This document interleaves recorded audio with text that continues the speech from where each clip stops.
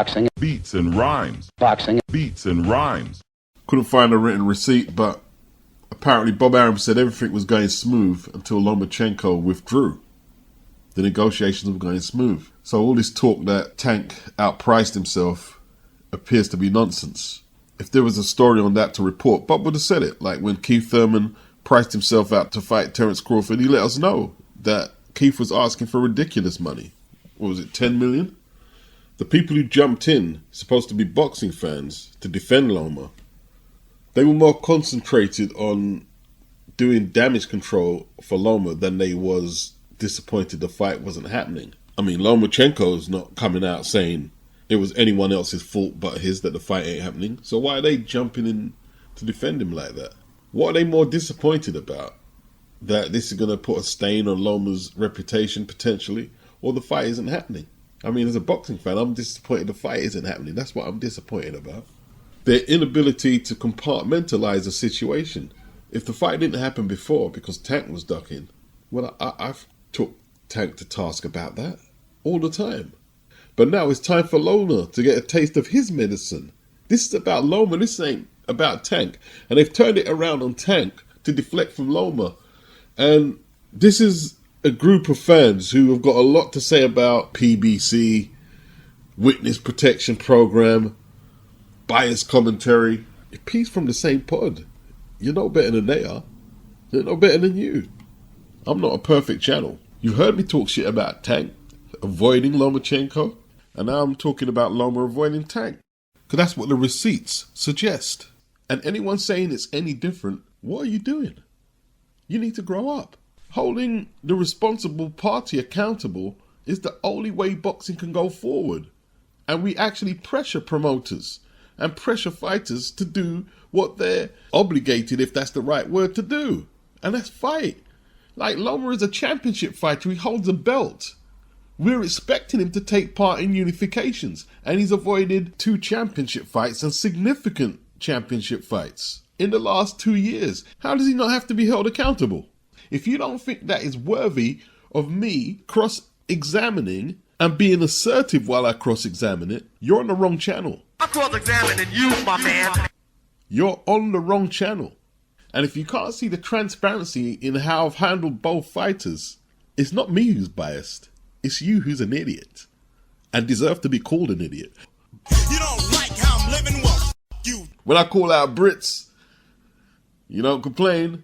You know what I mean? When I call out Tank, you Loma fans, you don't complain. When I call out Loma, you Tank fans, you don't complain. The policy is open fire, and anyone can get it. So they're saying, so some people across the pond are saying that Madrimov, the WBA champion at 154, is a poor opponent for Terence Crawford. It's a cherry pick. But yet, they don't mind Berlanga versus Canelo. And I don't mind Berlanga versus Canelo either. But what credentials does Berlanga have, apart from hanging around with Fat Joe and being a street dude, or at least giving off that impression, more than Madrimov does, who's a world champion or a sanctioned title belt holder? I was a little surprised to see the criticism for the Madrimov-Crawford card. I thought it was a really good card, but we'll see. We'll see. We're approaching event time. Maybe the buzz will pick up over in America. You would have thought by now all these snipey little digs at Crawford would have stopped. You think Crawford's going to stop at the WBA title if he beats Madrimov? He's going to try and clear out the whole weight class. Let's not forget, he tried to fight the winner out of TSZYU and Fundora. But Fundora was talking about fighting Spence and giving up the belt rather than fight Crawford. That's what I remember. You're going to fight the guy who Terence half beat to death in the ring over Terence Crawford?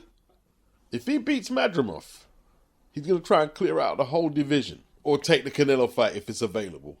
That's how Terence Crawford rolls. People still talking about he avoided Boots, and I like Boots, but he didn't avoid Boots. It's the other way around. His dad confessed. His dad confessed that he stopped the fight.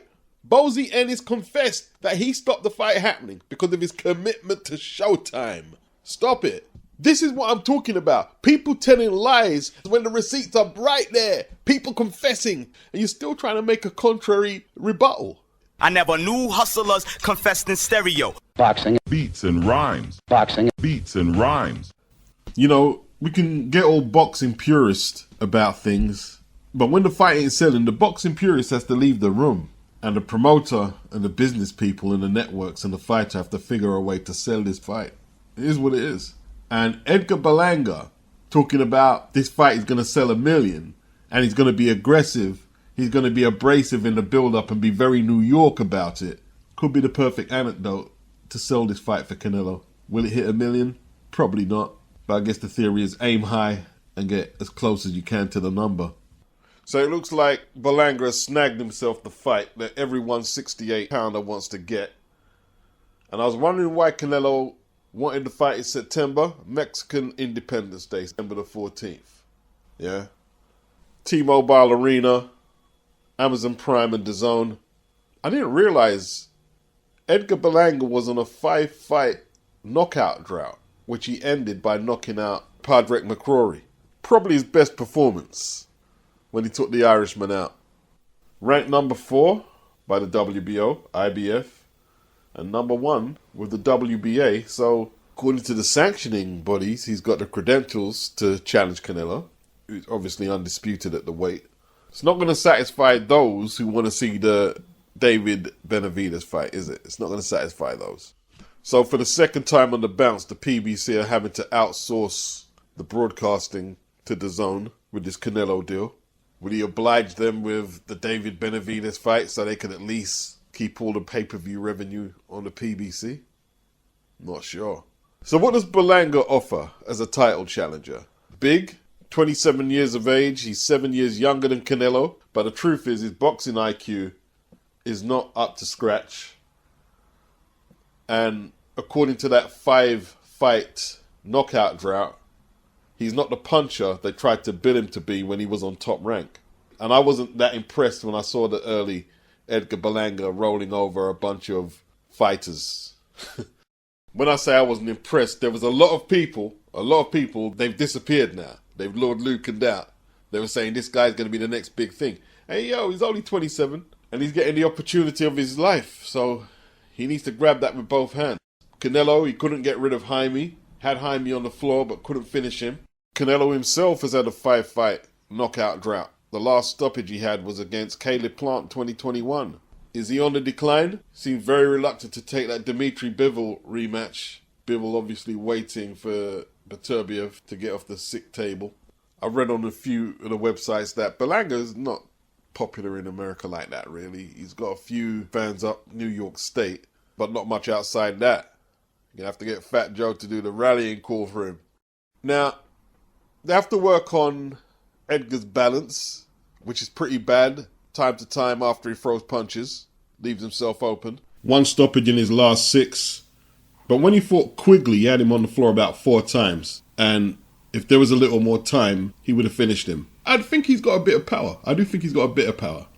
But will he be able to land cleanly on Canelo? That's the issue. He's definitely got power in his hooks from both hands. Definitely. But the most important thing, and this applies to all fighters, but, I'm going to say it anyway. He mustn't freeze on the night. He's got to stay in character, and he's got to bully Canelo. Won't be easy, but that's what he's got to do. Now, Edgar's a dirty fighter. Against Roman Angulo, he bit Roman Angulo and got fined for it in a fight where he didn't look good. In his last fight against McCrory, which I watched this morning, elbows, low blows, but he did bully McCrory properly. He did bully him. Some good body shots went in. And Canelo, at 34, sometimes them old fighters don't respond well when a young guy shows no respect and is willing to break a few rules to get a foothold in the fight. Edgar's chin, I've seen him down. I did see him down in a winning fight.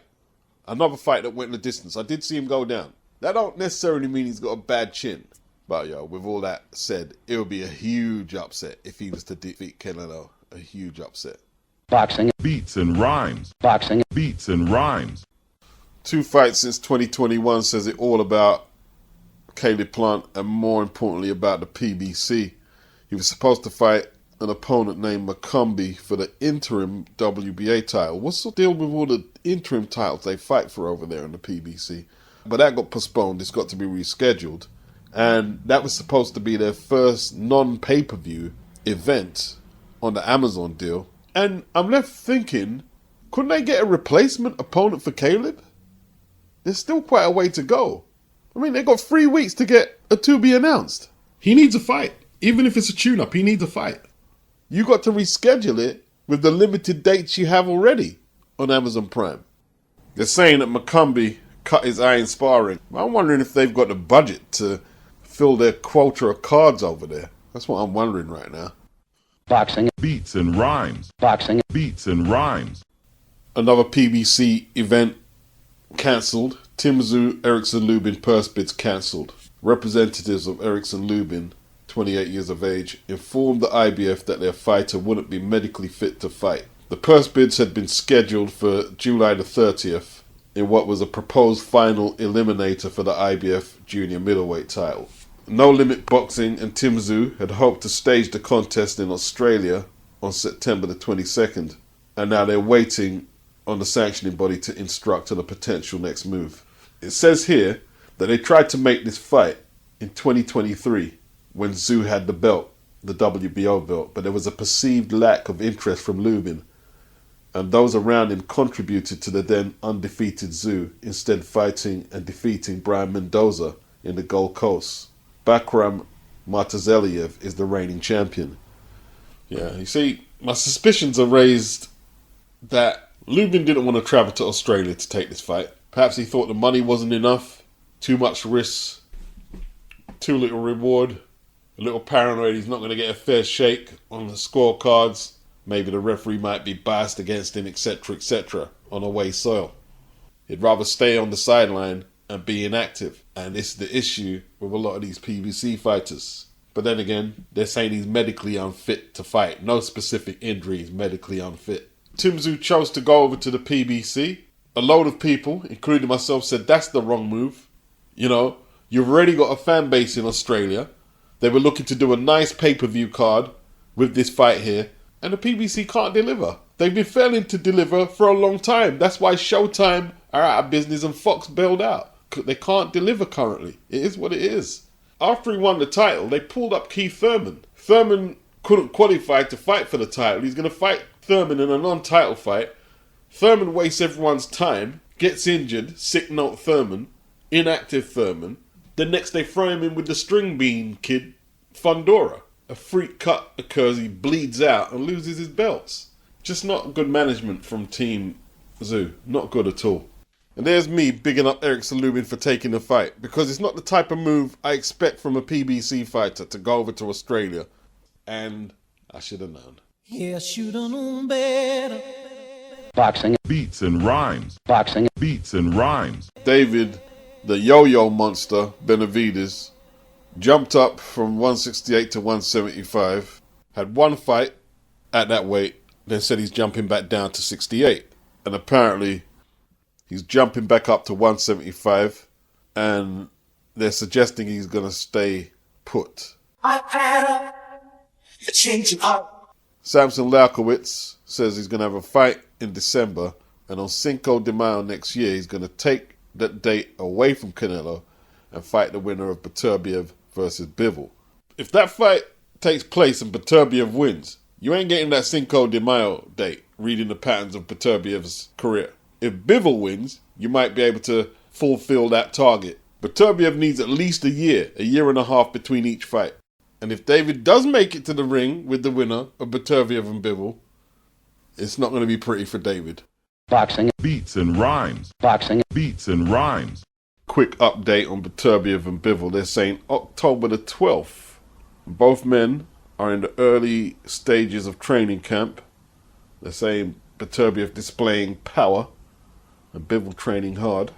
The original date was June the 1st, the main event on the Queensbury versus Matchroom card, but Arthur tore his meniscus. And I think a lot of people are looking at this wear and tear and the consistent injuries and his age, and it might be just Bivol's time. Boxing. Beats and rhymes. Boxing. Beats and rhymes. There's a show in America called Hardcore Porn, PAWN. It's basically about a pawn shop.